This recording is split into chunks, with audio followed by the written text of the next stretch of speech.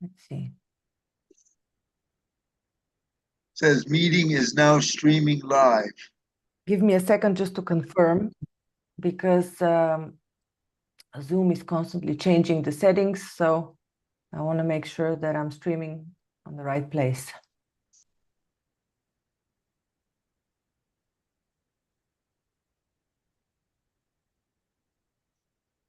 Does that mean everyone's looking at me right now? I don't know yet. Give me a second. If they're looking, welcome to Dr. GRX Crewley. We might as well just start and see in a second if I see the live stream here. Yes, it shows we are live. Fantastic. Okay. Yeah. I'm all yours.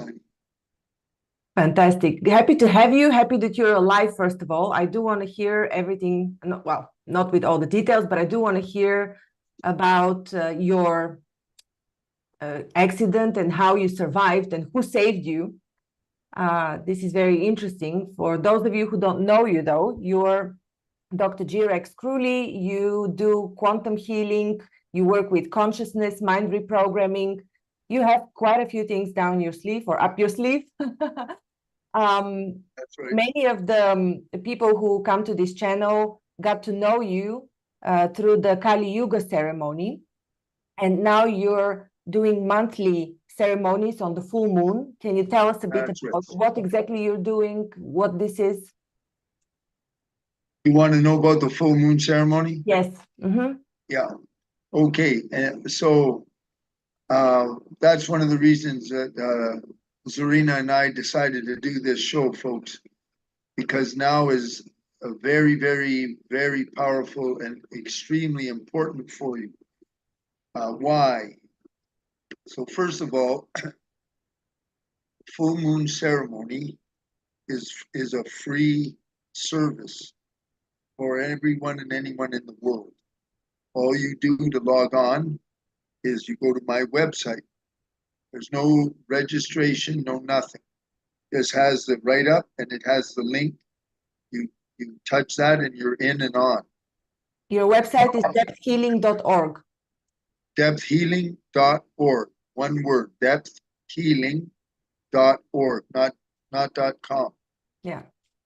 Now, there are two kinds of prayers always for the full moon ceremony. First prayer is for you. And the first prayer for you for the next 10 months is specifically for your wealth, the ability to have money, make money, save money, and that your wealth is sustained. Okay? Irregardless of the changes in the economy, the world, the currency, I don't care what it is. We're appealing to the divine here.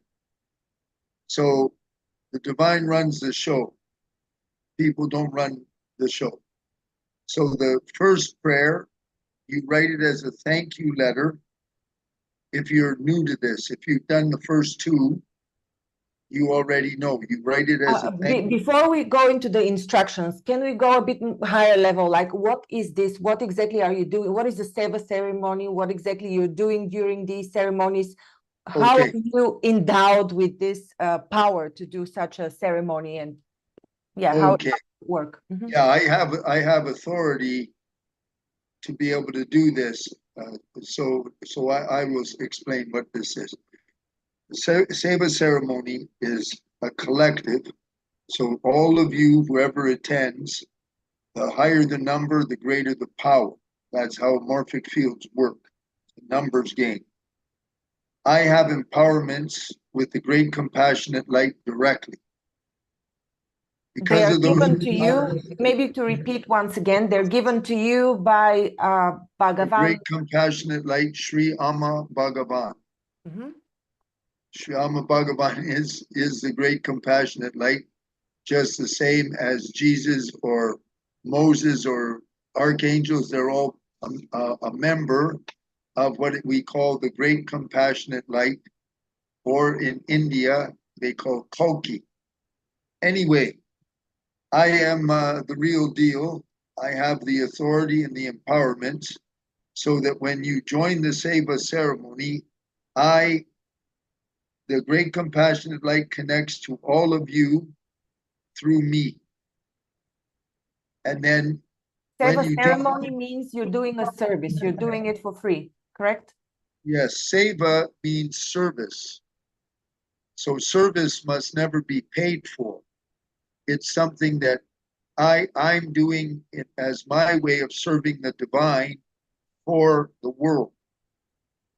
Yeah. Okay? Because there's no charge. When you tie in, your prayers are answered. You receive the grace. There's a second prayer. There's two prayers. Second prayer is for the world. Now, in the first prayer, your prayers will be answered. Second prayer, which you're doing for the sake of the world, you earn karma. You earn what's called sat karma because you are doing something that is not selfish. So you're part of the seva. You're praying that war, violence is stopped by divine grace and the world is saved. Saved from what? Saved from nuclear holocaust, saved from genocide that's going on at full power, saved from AI, saved from any kind of celestial body impacting the earth and everything's gone like that. All those things, we're way past the middle of the sixth mass extinction right now. 70% of all mammals are gone. The only mammals are domestic animals. 70% wild animals, they're all gone. All that stuff's going on. It doesn't make any difference if anyone wants to disagree. That's all a bunch of nonsense. This is all well documented. So the world needs our prayer. Prayers are no good. It's not that they're no good, but if the prayer is connected to the source, it has power. The Seva ceremony that I'm running for the sake of Shama Bhagavan has power, period. What do you, can you clarify a bit on connecting to source? I mean, aren't we all connected to source? Only to whatever small degree you may have made a bond, or if you haven't cultivated a bond, you're connected because you're from source, but it doesn't mean a damn thing.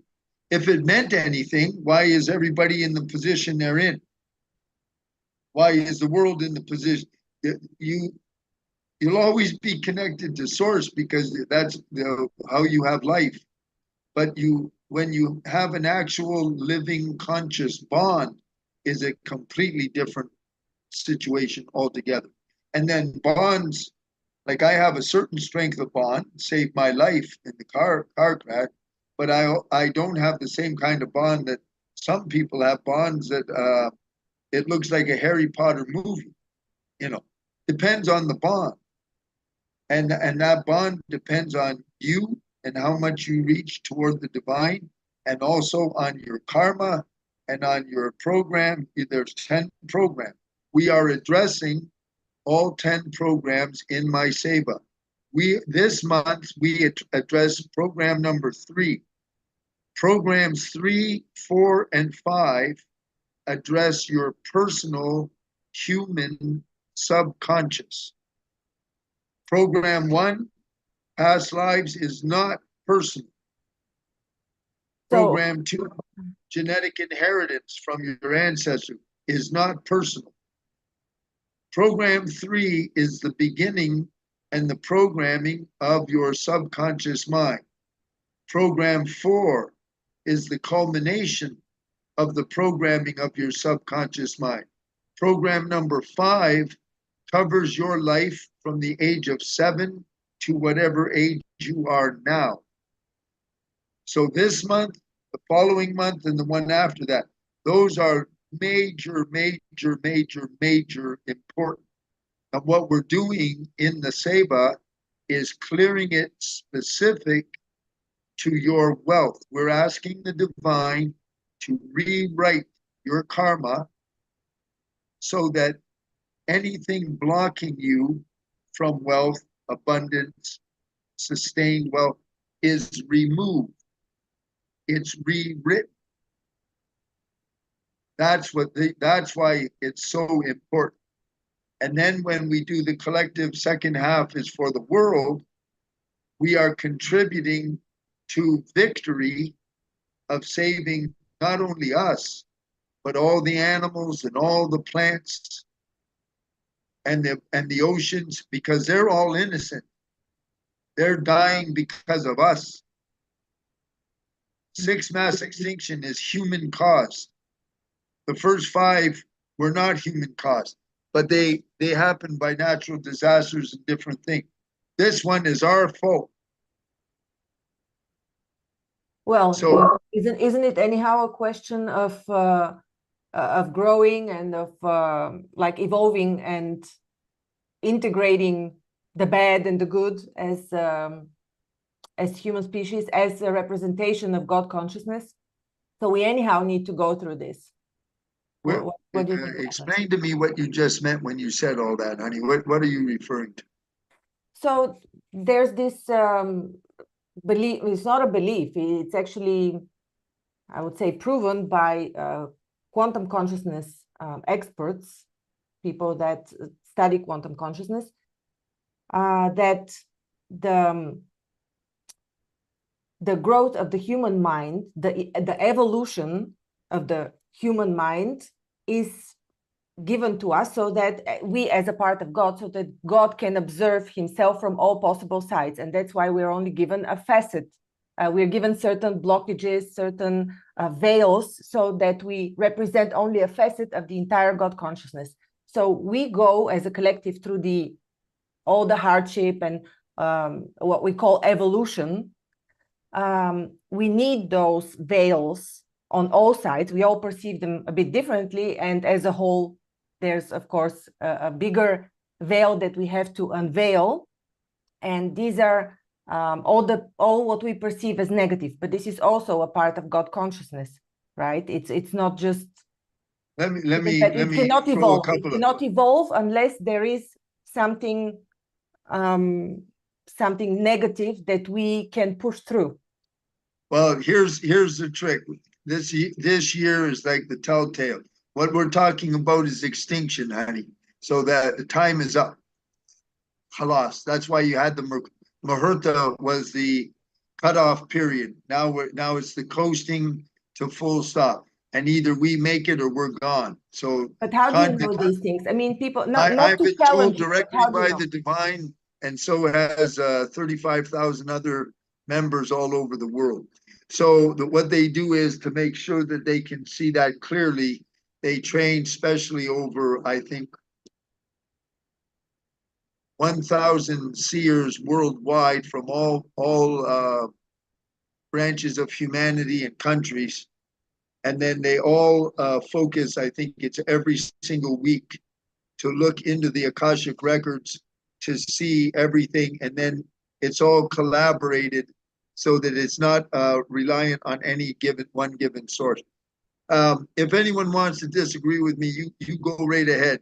They've just this year already, since Corona started, they've annihilated over 1 billion people worldwide. So this is no game. Now, what she's referring to is sort of right and sort of wrong, and here's why. Always remember this about the human mind and the human brain. It's a simple computer. They have spent generations and decades very carefully brainwashing the computers. There's a tiny fraction of humanity that's waking up. If you think that they're all waking up, you're delusional. Every time you see someone wearing a mask or going to get the jab so that they can be a human, they're dead. All that stuff. Whenever you look at McDonald's and you're looking at Monsanto and you're looking at all this, if you ever think everybody's waking up, you're delusional. It's not about waking up. They're not bad people, but they are completely brainwashed. I'm talking Brainwashing about is very easy. Yeah. I'm talking about humanity as a whole, like what percentage of them I is am too. awoken I'm or talking not. about humanity as a whole. And what I don't like, it's a real great thing to be optimistic. That's the bee's ass. God bless you. But you also got to be realistic. And if you're not realistic, you're in for a hell of a bad surprise. What we have to do is do our work now. That's why I make these Seva ceremonies, and they're growing. Now, I had over 18,000 people at the Maherta, and thank God, almost, I don't know what percentage, they all got to the recording and within time. And every day I'm getting reports from everybody that attended. They're having miracle after miracle, change after change. That's because of divine intervention.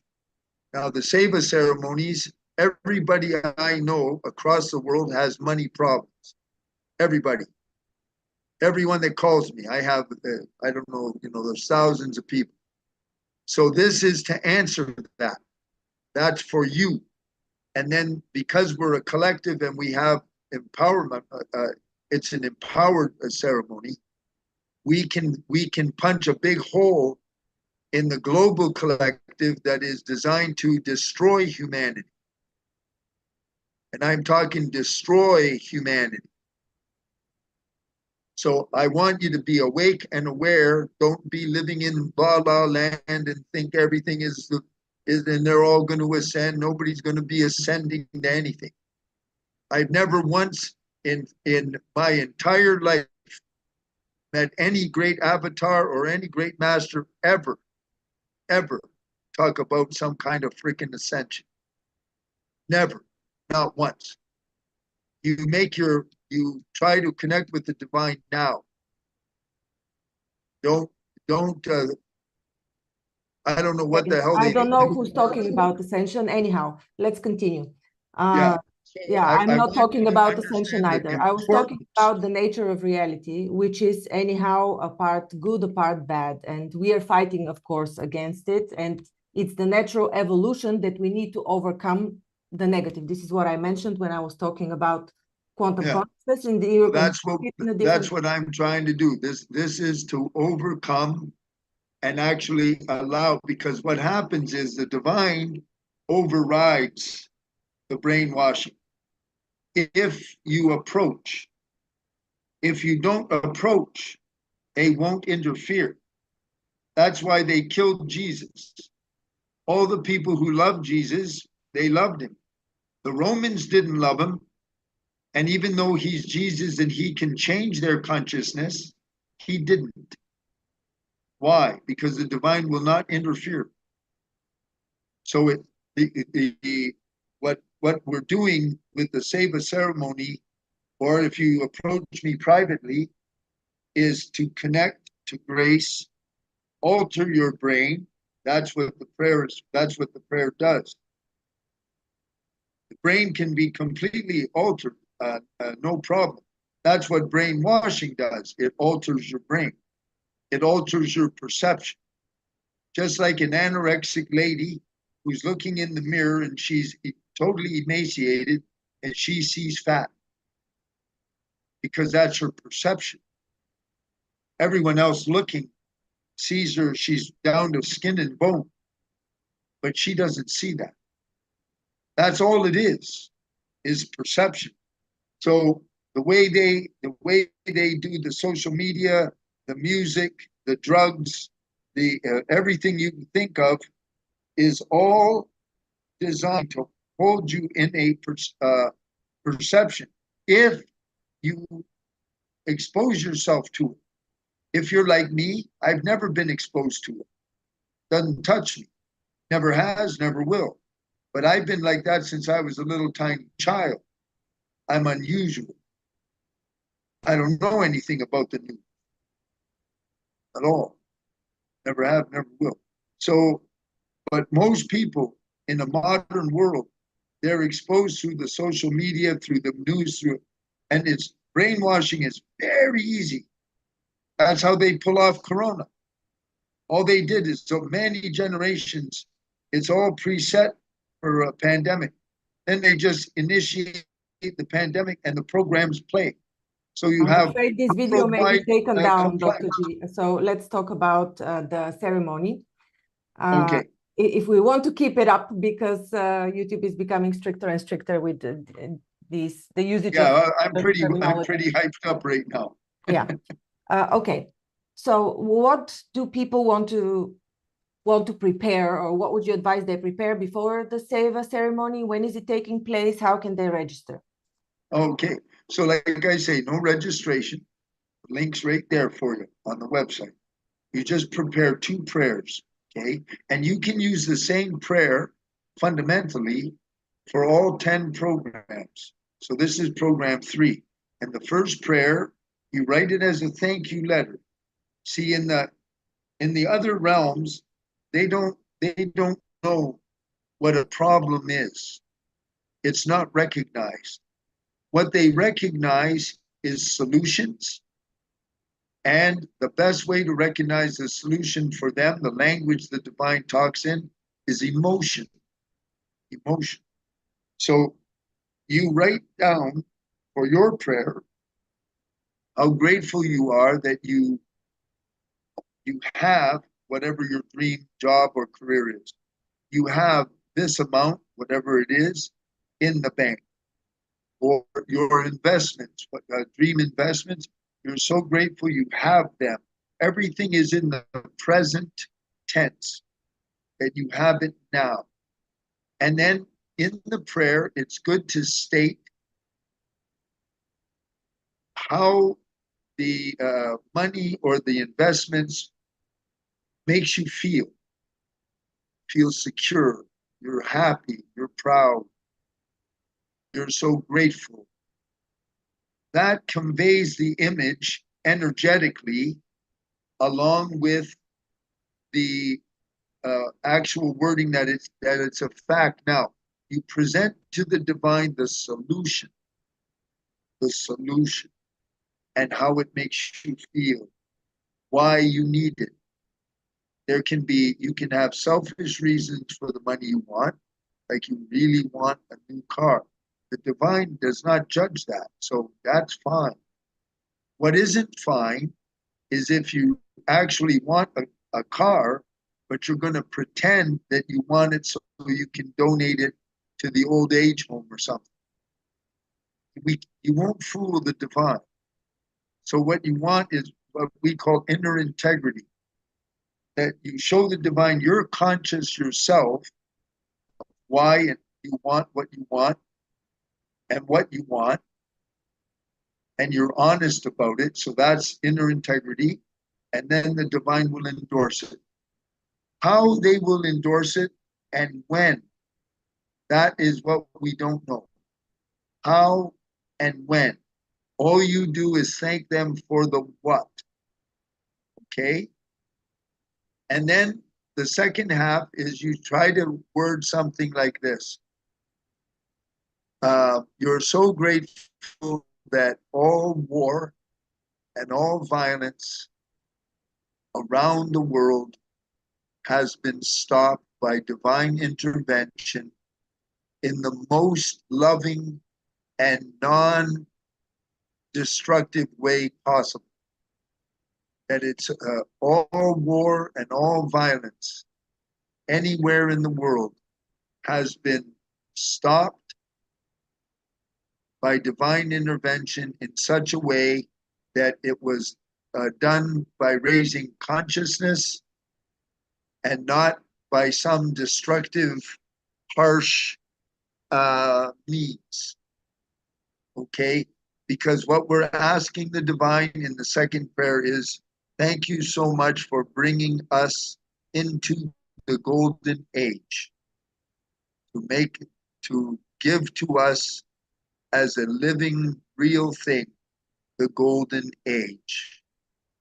Because you see, in order to do that, it's not dependent on governments or money or armies or military power or anything like that.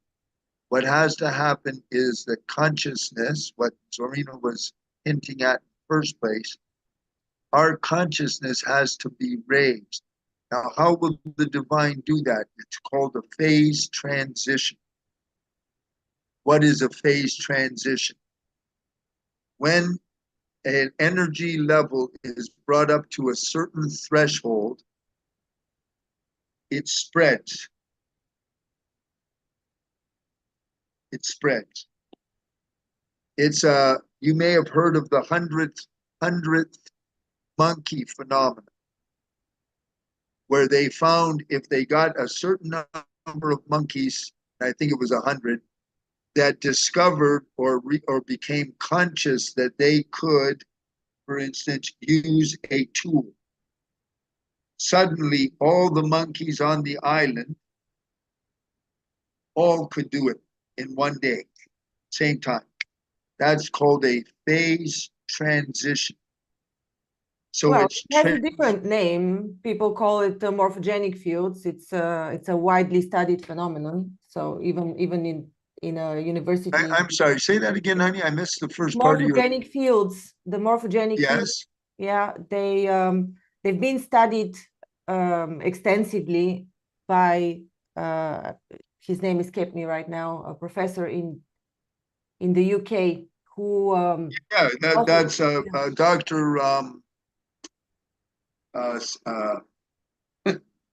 I know him real well and I can't think of his name. But his way of looking at a morphic field is a very basic thing. The kind of work I do with morphic fields is far more extensive. But his name is he's a microbiologist. That's right. He's a microbiologist. It doesn't matter. I think people know. Anyway, talking him about. and Bruce Lipton. It's great to watch the two of them. But his when he's looking at morphic fields as a way of passing on information so that species can continue and so forth. What I'm working with. Not only no. He wrote his latest book was Ways to Go Beyond. So I hadn't heard of it. Right this way. Yes, and so he studies extensively the morphic fields in relation to spirituality. And just as an example, one of the things he says is that the first experience that a group of people experiences has an imprint on the morphic field. So, for example, if people try a drug in Africa, a certain type of drug, the first environment that people record is, African scenery.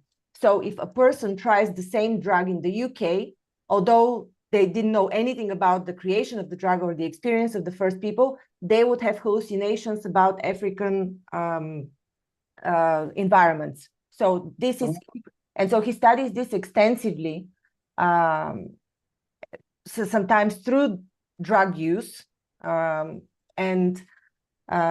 basically he says that the first experience that is imprinted carries on the information for the following groups. And it's the same principle as the monkey principle that you just explained. Oh. Yeah. Well, Go beyond and why that cool. matters. This is the name of the book. Oh, I hadn't heard that he published that. Yeah. In any case, with what we're doing or what I do with depth healing is a little different than that. But the point is, I mean, morphic fields run the entire show. Everything is morphic fields, and the universal intelligence, which is the overarching entity of all that is, it only says okay. What does it say okay to?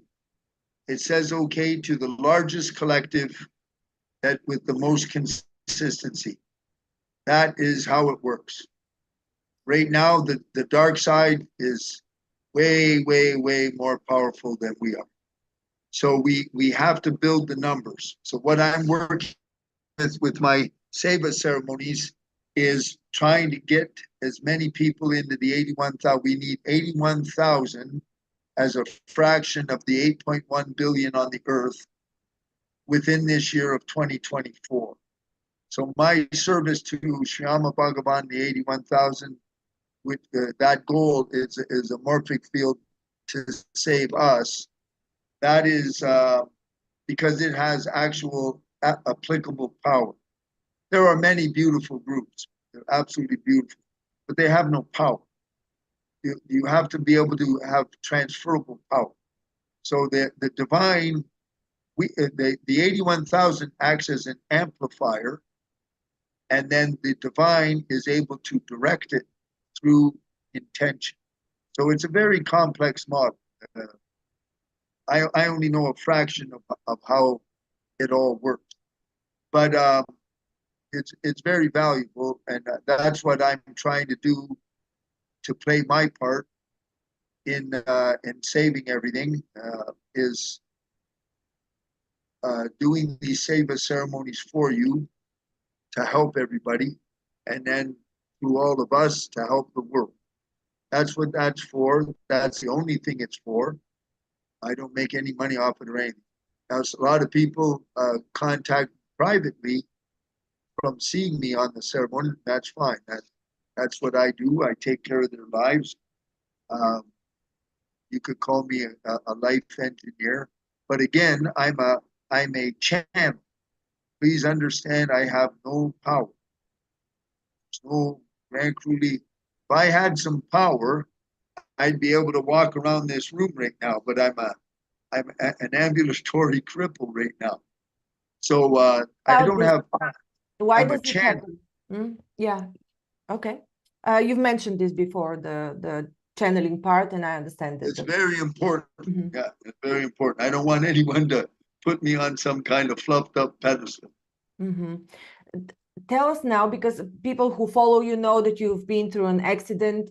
What is your interpretation of why this happened to you?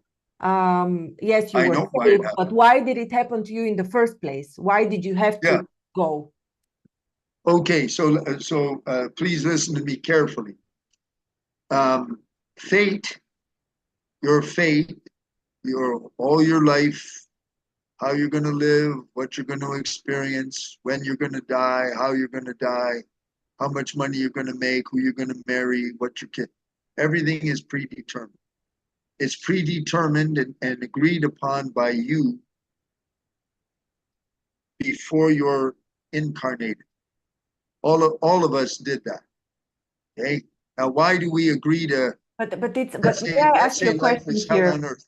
I understand your point, but if we also take the point of quantum consciousness, when things are happening now, we are actually agreeing with the pre-agreed right now as well. So this means that there's something maybe I don't know. I never thought of it that way. Yeah, because we pre-agreed, but the time is now. We are controlling past and future right now. So this would mean you're not controlling a damn thing. You don't control anything. That's what all these guys crack me up. And as Bhagavan says, it's fine to think that, but you got about as much control as a droplet of water in the Pacific Ocean. Let's call it deciding then. You decide. You go ahead. Deciding. Anyway, you asked me to tell you why, so I'm telling you why, and I'm quoting the divine directly for you guys. So we make the agreement, and why do we make an agreement? Like let's say life has just been hellacious. Well, in the other realm, 90 years on Earth up there in that realm is about 3 minutes of our time. So it doesn't look like much. But when we come down, the reality of living a 3D life like that can be quite different. So I was slated in my, on March the 3rd, I was slated to have a car crash and be killed.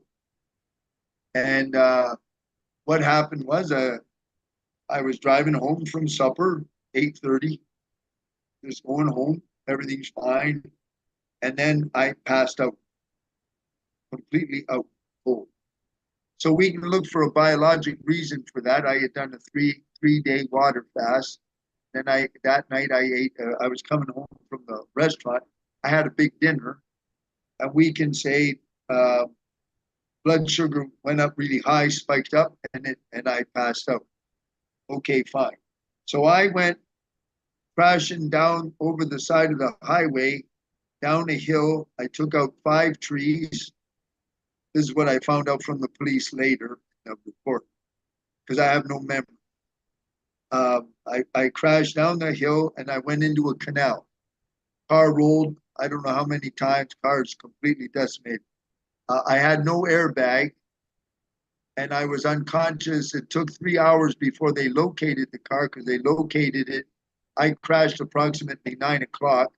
It was something like 12:30 before they found the car down the hill. And the hill's steep enough that it took 2 cranes to haul it out.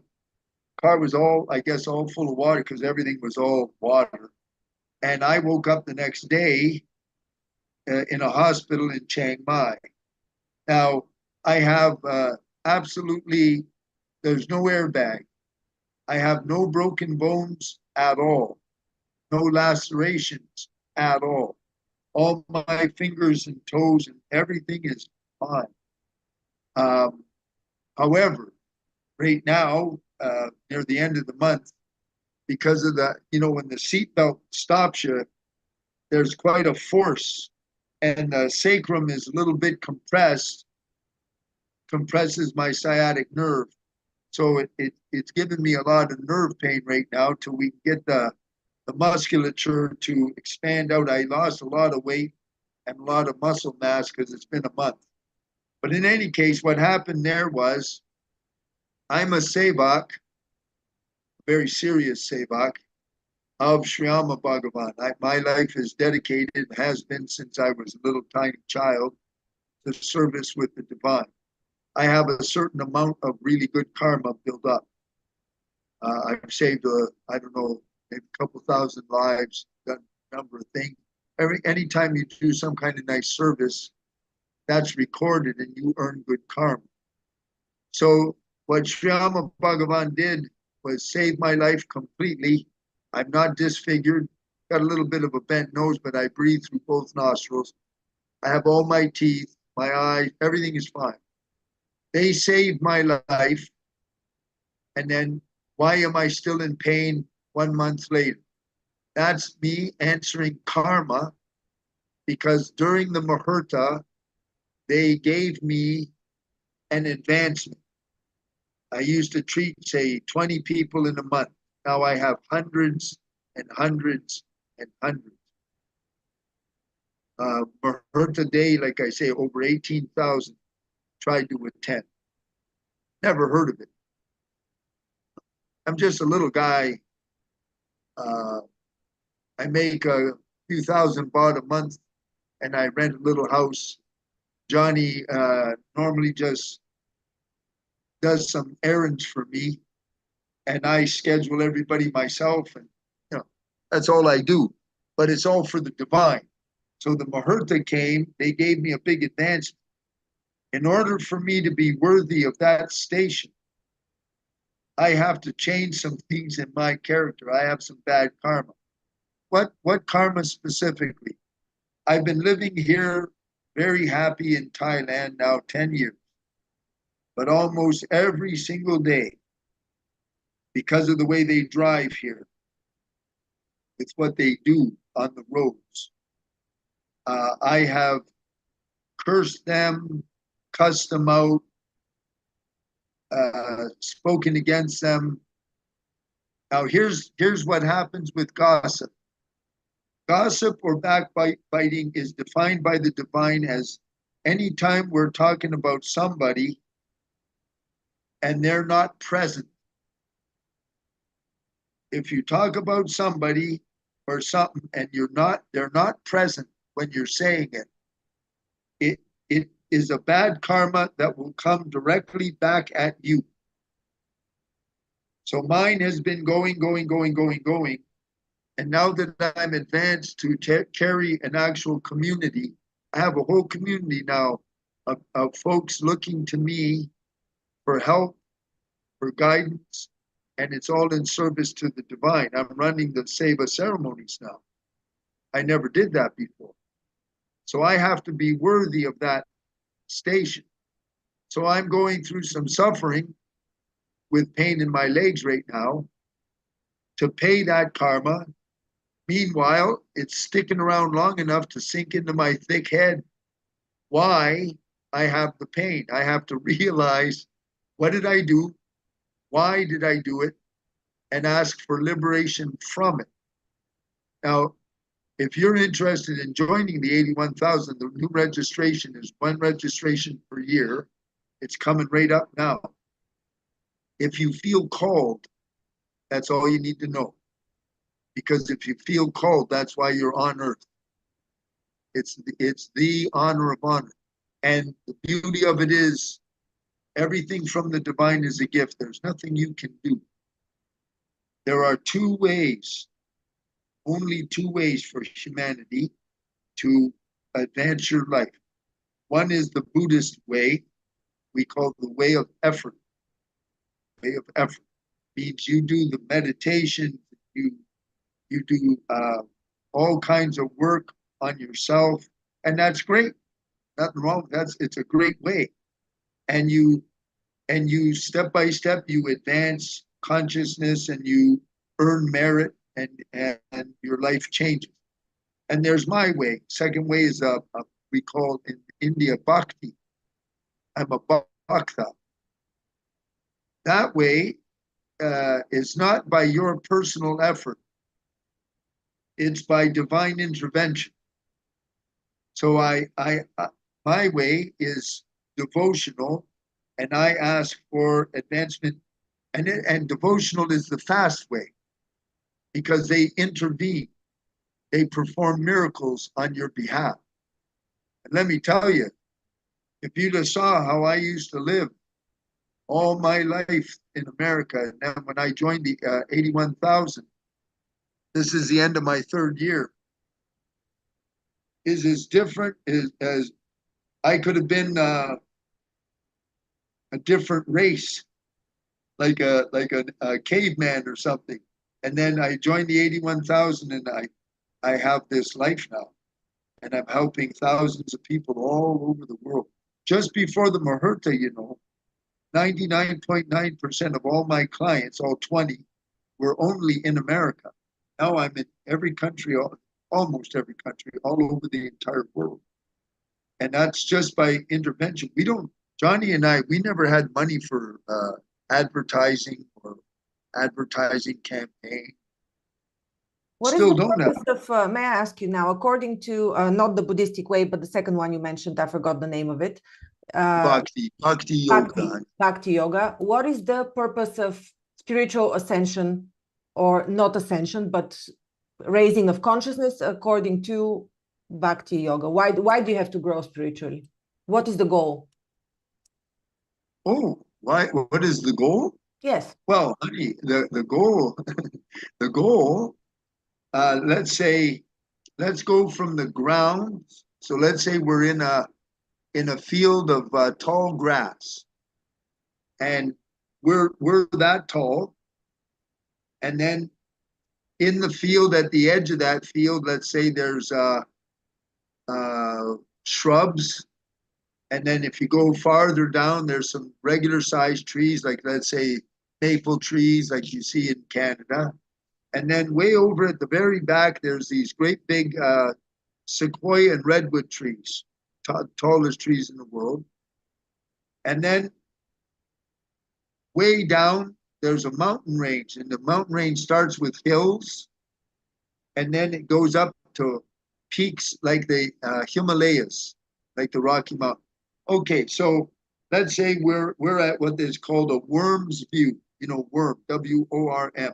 We're that tall, and we're in this big field of grass, nice green grass, and we can see what we can see, because that's our view, and that view represents our level of awareness, our level of consciousness.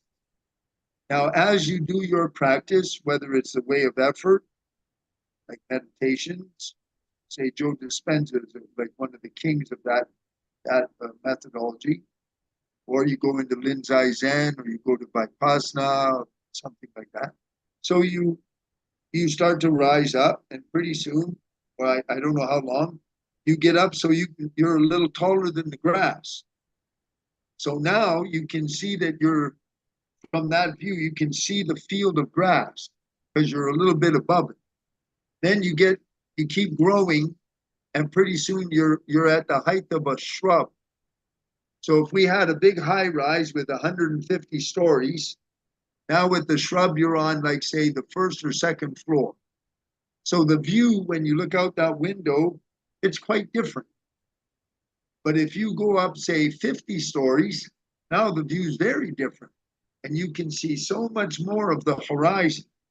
But if you're in New York City, in Manhattan, where they're all high rises, 50th floor isn't that high yet.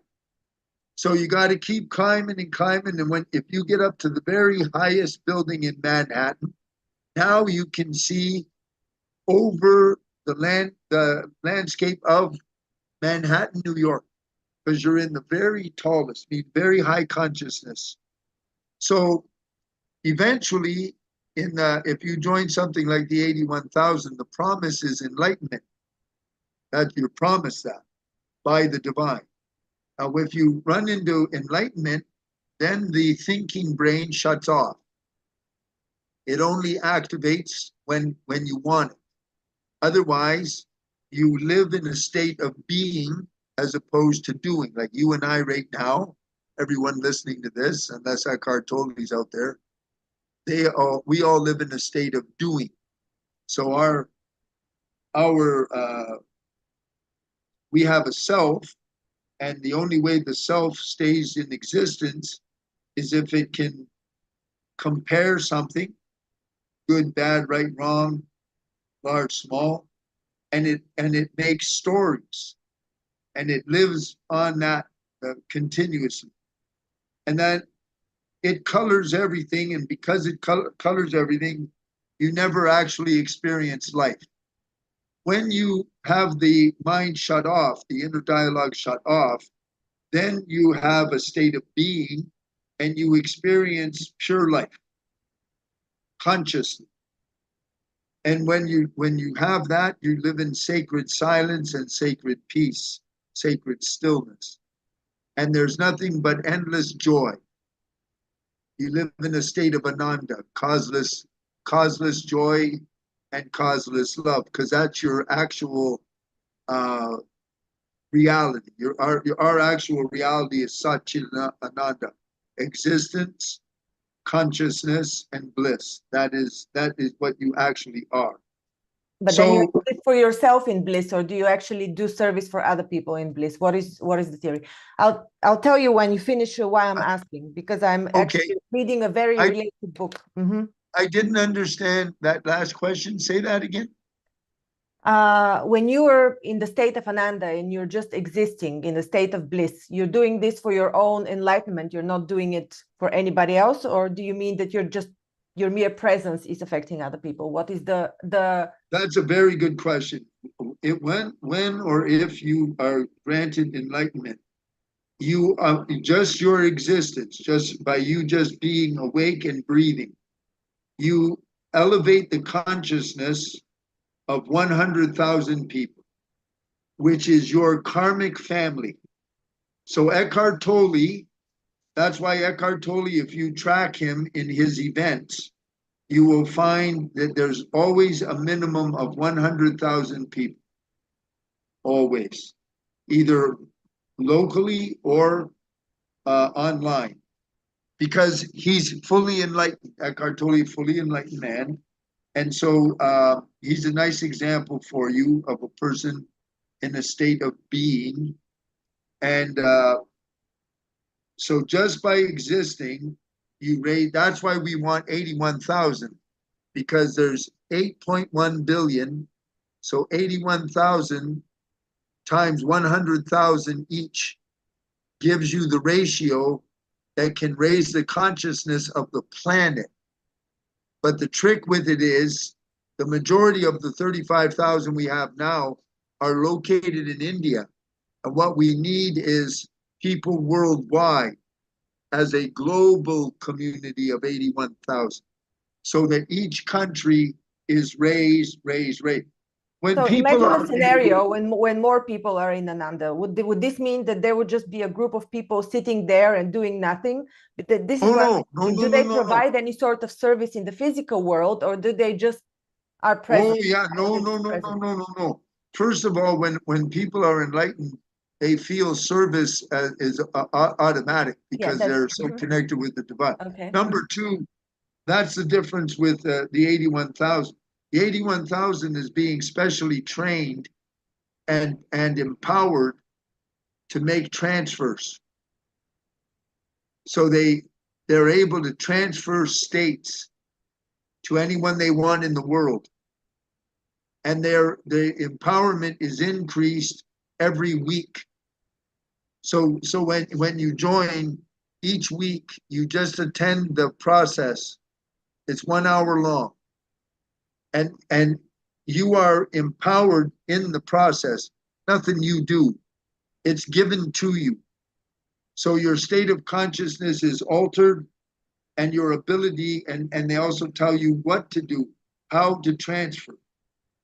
And then as that ramps up, it increases more and more and more. So, for instance, the initial power ramp is always bigger at Sataloka, India. That's like the epicenter. It's at a temple called Sataloka. That's the epicenter. And then the secondary center is a place called Neiman. And then there's a big center they built called Acom. But Acom operates separately. Acom is designed for people who want to do effort. Sataloka and Neiman are for bhakti. And then it disseminates from there around the world. So they are constantly making more and more and more shortcuts to ramp the power up faster, because we're running out of time. Time is very important now. So they're ramping up more and more and more and more and more. How does ramping up look like? They need to train people, or what is ramping up? They give like miraculous grace. Things just leap up. Depends on it seems to depend a lot on each individual. Like so many people, I met one of my clients who's been fully enlightened. He's in his 70s. He joined years earlier than me. I actually found Shrama Bhagavan from Tibetan Buddhism in 2012. He was more like about 2002, but he's now fully enlightened. He's about 77 years old, and he lives in a state of unruffled bliss. And he just got a hold of me to take care of a couple of things for him. It depends on the person, their karma. I'm not fully enlightened yet after 3 years, but I have enough awakening that I can see the inner dialogue. So I'm aware of the inner dialogue, and my inner dialogue, which was a very, very, very, very angry inner dialogue.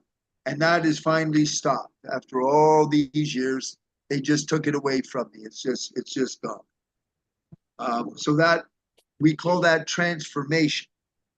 The inner dialogue is transformed, because the inner dialogue is what is controlling your behaviors, your life, your business, your friend, everything. It's that if it's shut off, which is always my prayer for me, if it's shut off, then you're enlightened. That's the first indicator of actual enlightenment. The inner dialogue is shut off. So then the brain will function when you want it. And when you don't want it, it's quiet. That's why you'll hear Eckhart Tolle, all he ever talks about is thinking is all the problem. The whole trick is to not think.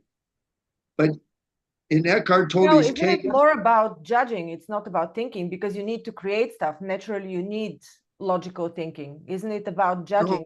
No, judging is in the inner dialogue, sweetheart. That's all mixed together. And what do you mean by not thinking? I mean, you need to also create things in life. You naturally need to think. Yeah, but what I mean is if you're enlightened, like if Eckhart Tolle wants to think, it's actual pure thinking without the judgmental mind. The judgmental mind is gone. So it's the judging in the end. Yeah. Okay. So the judging, when the person's becomes enlightened, their brain is altered. So the brain can no longer generate hate or that kind of judgment. It won't function like that anymore. That's why when they get Dikshas, a Diksha, when it was studied in functional brain scans, it starts to disassemble through neuroplasticity areas in the parietal lobes that are responsible for worry, stress, fear. Those just start to be broken down and disassembled, while the frontal cortex for real thinking is expanded and open. So it's what you're looking at in the whole process is neurobiologic change in the actual brain itself. So like with depth healing, when I'm doing personal work on somebody, we're altering their brain. We're literally going through the subconscious database, all the software that gives them their perceptions in the first place, and we're eliminating negatives. They're gone relative to the question we're working on. And that changes that when that perception's gone, the brain has to recalibrate. In the recalibration process, their vibration goes up because the negative that was holding their frequency down is gone. And as the frequencies are going up by resonance, their life changes. That's what depth healing process is. On that note, I suggest we end it. Again, the invitation is for the 24th of April. Yes, that's right. 8 a.m. ICT. Now, remember, if you're in America, that means it's my morning on the 24th. If you're in America, that's your evening of the 23rd. So make sure you check wherever you are in the world, the time difference. Just plug in, say, if it's 8 a.m., or I think it's 8 a.m. For me. If it's 8 a.m. in Bangkok, what time is that for me where I live? Otherwise, you'll miss it. And unlike the Muhurta, these are specific to, you have to be there live, folks. I don't have empowerments to transfer things or energy through my recordings. You can learn things from me when I'm talking, but I cannot transfer the divine that way. When you tie in with me on the Seva, you will be connected. When I do the invocations, you're connected directly to the divine individually. What happens if the people have missed the first two Sevas because you've done two already on the full moon? Is it a problem if they've missed the first two? No, you have to. No, it's not a problem because the first two are in a different category. The first one was past lives and how that would affect your wealth. That's something you bring in. It's not personal. And the second one is your genetic inheritance through 6 generations backward. That's not personal either. That comes into you from elsewhere.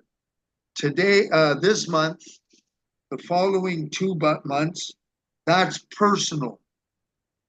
That's your actual personal karmic life with your personal subconscious, wherever it was programmed in the world. And then after that, the one after the 5th program, 6th program, is the global collective. So that's where, like, if the global collective wants to eliminate money and make everything digital, if they want to kill all of you off, if they want to do Agenda 21, they're doing Agenda 21. That's a global collective. So we're looking at the global collective relative to your wealth, but that's not personal to you. We're a part of the global collective. And then we jump way up into the solar system after that one. Then we jump up into the galaxy. And after the galaxy, we go to the universe. The Muhurta was a galactic event. It was galactic.